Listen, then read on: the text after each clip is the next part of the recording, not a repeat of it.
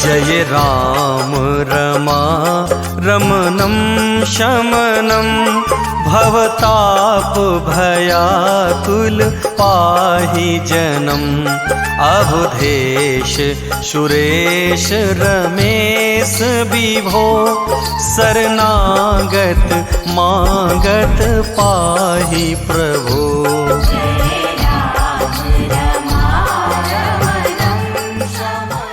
जय श्री राम।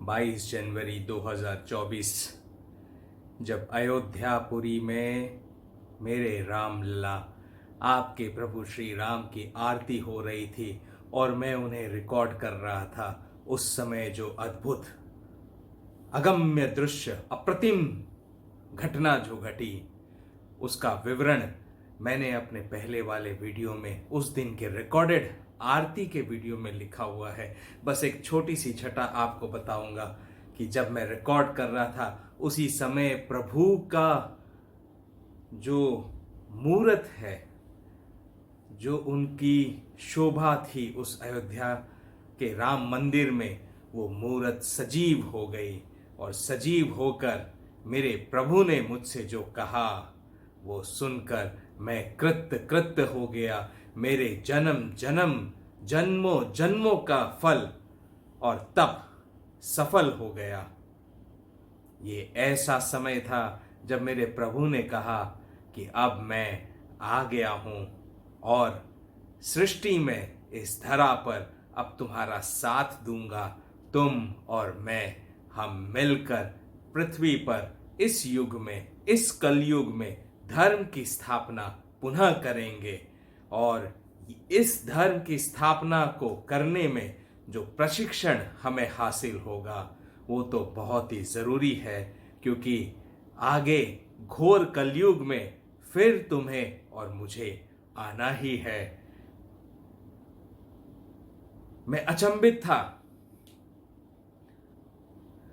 बहुत सोच विचार कर रहा था कि ये कैसा चमत्कार हुआ, ये कैसा दृश्य, ये कैसी वाणी मेरे कानों में गूंज रही है। क्योंकि जब मैंने प्रभु रामलला की मूरत को एकदम सजीव होते हुए देखा अपने कैमरे में, उस समय मेरे कानों में जोर जोर से घंटा ध्वनि बजी, जोर जोर से शंखनाद हुआ। ऊपर धरती से ऊपर के सारे लोकों में शंखनाद और घंटा ध्वनि और नगाड़े बज रहे थे और धरती से नीचे के सारे लोकों में जोर जोर से ढोल और मंजीरे बज रहे थे। लेकिन साथ साथ मुझे बहुत भयंकर हाहाकार भी सुनाई दे रहा था, यानी धरती के नीचे इतना भयंकर हाहाकार और ढोल भी बज रहे हैं और धरती के ऊपर के लोकों में तो केवल घंटा ध्वनि और शंखनाद हो रहा था। और ऐसे में मेरे प्रभु राम मेरे सामने मुझे एकटक निहारे जा रहे थे, मैं उन्हें एकटक निहारे जा रहा था,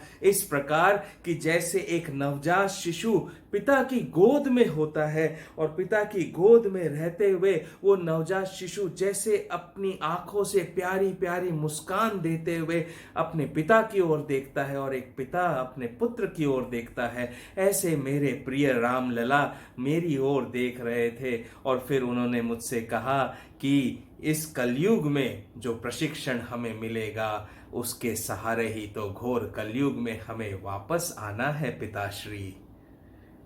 मेरे राम ने मेरे साथ पिता पुत्र का संबंध जोड़ दिया। उसे लीगली उस दिन 22 जनवरी के दिन उन्होंने एक स्टैम्प पेपर पर जैसे थप्पा लगा देते हैं ऐसे लगा दिया। मैं उस दिन से आज इस समय तक सोच रहा था कि प्रभु कैसे आ सकते हैं।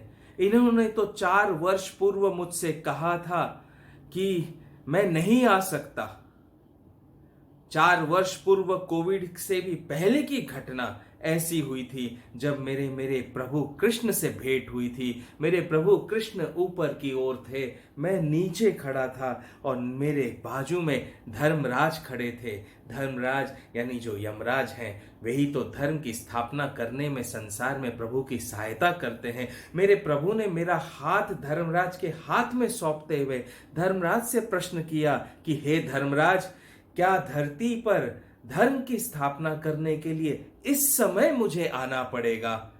उसमें और भी बहुत घटना हुई। मैं फिर कभी समय मिलेगा तब आप लोगों से बताऊंगा। मुझसे जुड़े रहिएगा आप बस, क्योंकि जीवन हमें सुधारना है, इस धरती को हरियाली पूर्ण बनाना है, माँ को पाप के बोझ से हल्का कर हमें सबको पुण्य की राह पर चलना है।